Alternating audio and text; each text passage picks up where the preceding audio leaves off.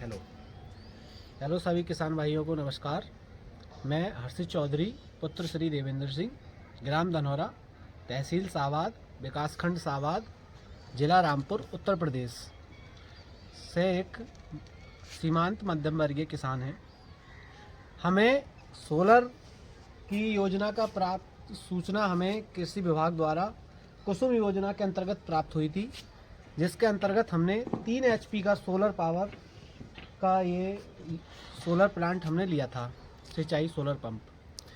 तो हमें जब कुसुम योजना के अंतर्गत हमें 82,000 रुपये का ये सोलर पंप हमें प्राप्त हुआ था। हमने 4 वर्ष पूर्व ये सोलर यंत्र प्राप्त किया था। सोलर पंप के द्वारा हमें अत्यंत लाभ है और इससे हम काफ़ी खुशहाल हैं।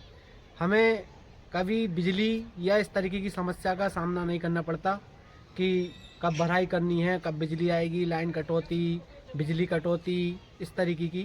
और समय से हम अपनी सिंचाई कर पाते हैं। सूर्य के द्वारा हमें एक प्रकृति के द्वारा प्राप्त है, दिन निकलता है और भराई करते हैं हम, और अपने समय से अपनी कृषि को हम उत्पादन में भी हमारी बढ़ोतरी हुई है, काफ़ी हम लाभ प्राप्त कर पा रहे हैं। हम इस योजना के द्वारा उत्तर प्रदेश सरकार द्वारा प्राप्त इस योजना के अंतर्गत हम बहुत प्रसन्न हैं, अत्यंत खुश हैं। मैं सभी किसान भाइयों से कहना चाहता हूं कि आप भी इस योजना के अंतर्गत पहले आओ पहले पाओ के अंतर्गत प्राप्त करके अपने जीवन को खुशहाल बनाएं और एक जागरूक और उन्नत और आधुनिक किसान बने।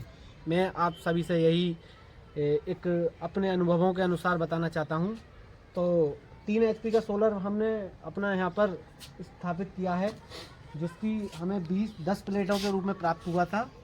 और जब आपने लगवाया था इसमें आपके आय में वृद्धि हुई है या नहीं हुई है? आय में हमें काफ़ी वृद्धि हुई है। हमें बिजली के बिल और बिजली की कटौती की समस्या का कोई सामना नहीं करना पड़ता, कोई टूट फूट इस तरीके की कोई समस्या का सामना नहीं करना पड़ता। तो हमें बहुत सुविधा और लाभ है। अच्छा, आपने पहले नीचे लगवाया तो अब ऊपर लिया है? इसके लाने का कारण ये था, आसपास की जो है टूट फूट और जंगली जानवरों का आने का खतरा था। तो हमने योजना का विभाग द्वारा प्राप्त किया कि हम छत पर लगवा सकते हैं। तो उन्होंने कहा आप अपनी सुविधा और सुरक्षा के लिए लगवा सकते हैं। तो हमने इसे अपनी छत पर स्थापित कर दिया है और अब हमारे स्थापित है और सुरक्षित है। कहाँ में जगह है ऊपर बताओ? बताना नहीं बस। हाँ।